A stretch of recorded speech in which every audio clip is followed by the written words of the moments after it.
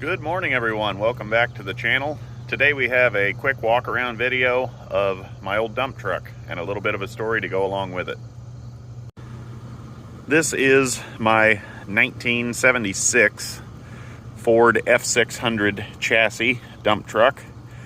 This was bought off of the local town where I grew up, and Charles, many years ago, I was a young chap, he bought this because it had all new rubber on it, and he said, for that kind of price I can take the rubber off and make money on it. I believe, if I'm not mistaken, he gave $400 for the 1976 complete F600 dump truck. Charlie didn't expect the dump truck to fire right up when he hopped in it. He figured it was just a scrapper. Don't know exactly how many miles were on it because it only had the 5-digit odometer. I think it was around 86,000. That could have been 286. I don't know. Is what it is. Long story short, we were moving sand out to a pond project out in the country, and this little old lady was driving in the opposite lane, and she is looking to the right and waving at her neighbor that she drives past every day, and I'm coming around a curve and she veers into my lane. Needless to say, my $400 dump truck immediately started to take the ditch. I was like, oh, please Lord, do not let me kill this little old lady.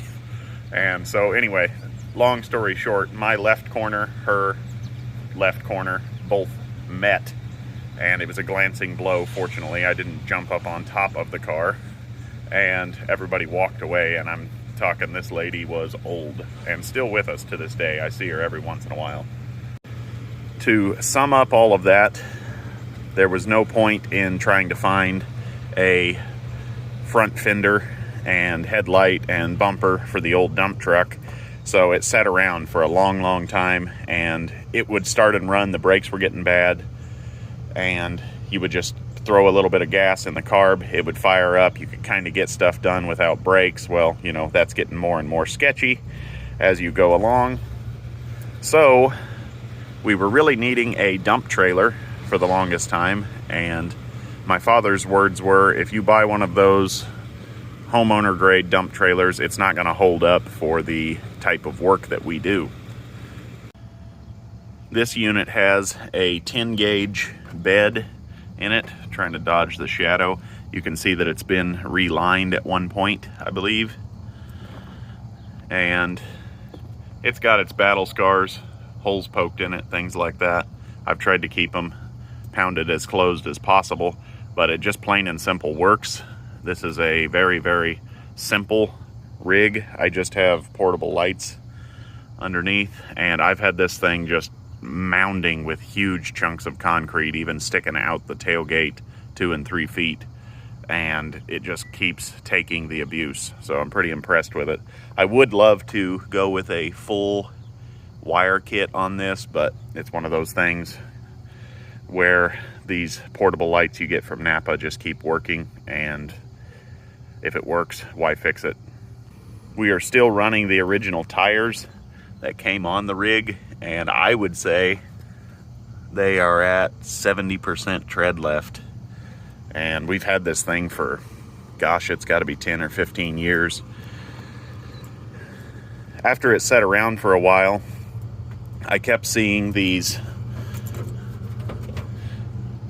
electric hydraulic pumps floating around on Facebook Marketplace, Amazon, yada.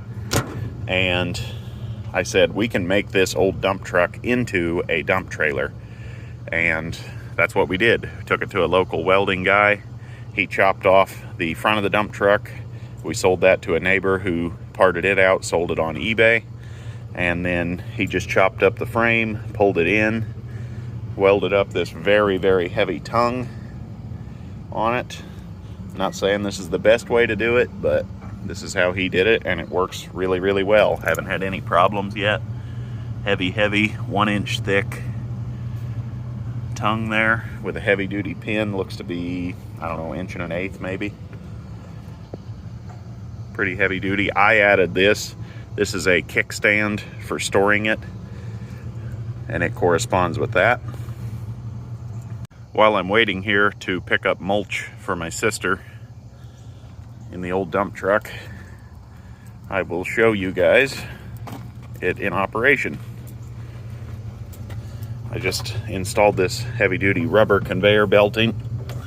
That keeps my magnetized control switch. This has quite a bit of cable. You can actually step well away from the machine.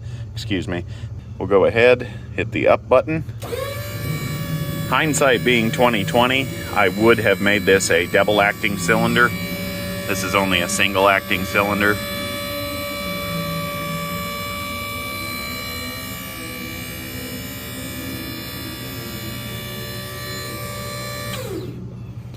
That's pretty much it.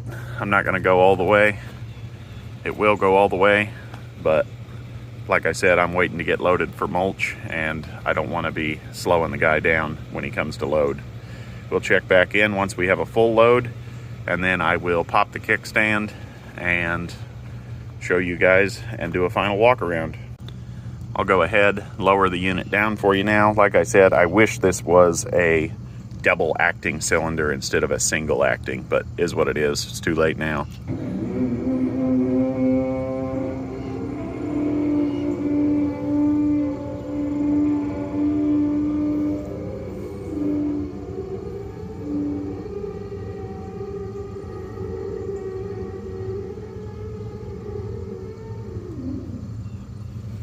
And that's it. It just simply opens up a solenoid and releases oil back into the oil reservoir. One other thing I want to mention before I stop talking about the old thing. This is just a Chinesium oil reservoir. I think I went with a 2-gallon maybe. This unit I set up with Pioneer coupler quick connects. So all I have to do is pop that quick coupler and fish my line out from around the jack, and I can put this on a tractor and just dump all day long every day. I have never spent an entire day just shunting gravel or what have you, firewood, whatever, with this, where I just drive north, come back, dump, drive north, come back, dump, all of that. I'm not sure if this would take the abuse day in, day out, just being a single 12-volt battery. It is a large battery, but again, if I'm ever doing anything like that, I'm normally hauling so much weight that I use a tractor anyway. I think with all of that said, I'll just go ahead and wait on the gentleman to come load me up with this mulch, and then we'll get trucking down the road.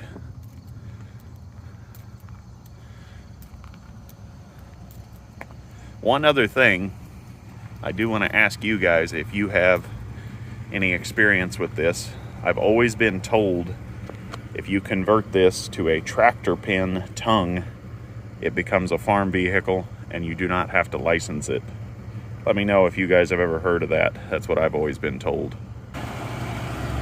The gentleman has arrived in his massive John Deere loader. I never get tired of seeing heavy equipment run. The John Deere 544K high lift. Looks like it has a 4-in-1 bucket. Apologize for the sun. I'll go to the back of the truck for the next load.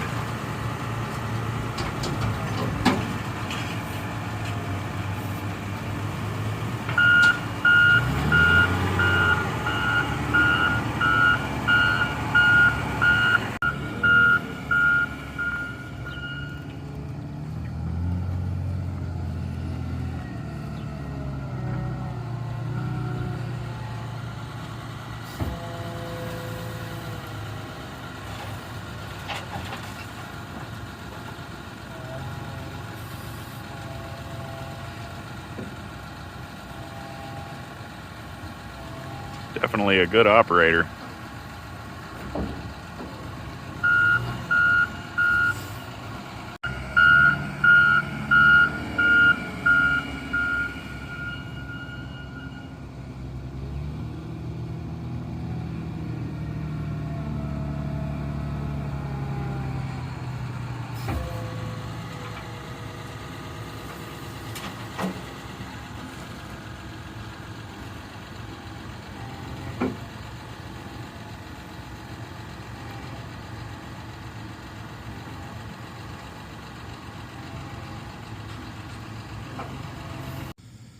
We have made it back to my sister's house.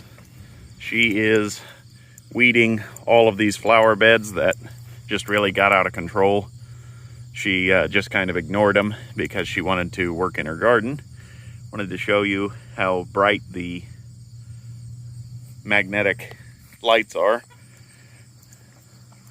Now all we have to do is crank down the jack, unhook, and I'm going to raise it and set the kickstand because it's nicer for her to have it at a little bit of an angle so she can rake it right out into the tractor bucket. We have our little control box out and our positive cable hooked up. I always disconnect it. I'm not sure if this has any parasitic draw, but nobody likes coming back to a dead battery. Now we just simply hit the up button. Like I said, I really don't know if a single battery would just let me dump day in and day out. There's a lot of stuff you could do, like you could have it trickle charging right off of the plug if you would like. I'm gonna get ready and set the kickstand. That should be good. I won't be able to film this because it's kind of a two-handed operation, but it just nests right in there. I'll bring you back as soon as I have this set. We have that set, of course. Another thing I've never really tested is how well the ram holds. I guess that would be kind of an interesting test. I just always use this kickstand so I'm not working on the seals and stuff. Just hit the down button now. Lowers right in. And that's it. Now there's just a nice gentle angle. This keeps water from setting in the truck bed because it almost always was nose down before. So we would always try to put a block under it or whatever. But the kickstand just works so much better and it's a lot more reliable than holding on to an old wooden block. A quick little disclaimer, if you will. Obviously, I have the truck unhooked and everything. There is a risk of this thing launching back. So if you do build one of these, bear that in mind. You always want it hooked to your tow vehicle if you're gonna go all the way up and dump. But she just brings the tractor bucket up and just starts raking it out, putting more and more weight on the jack. So it works well for us. I'll go ahead, wrap up the video. Please like, share, and subscribe, and we'll see you next time.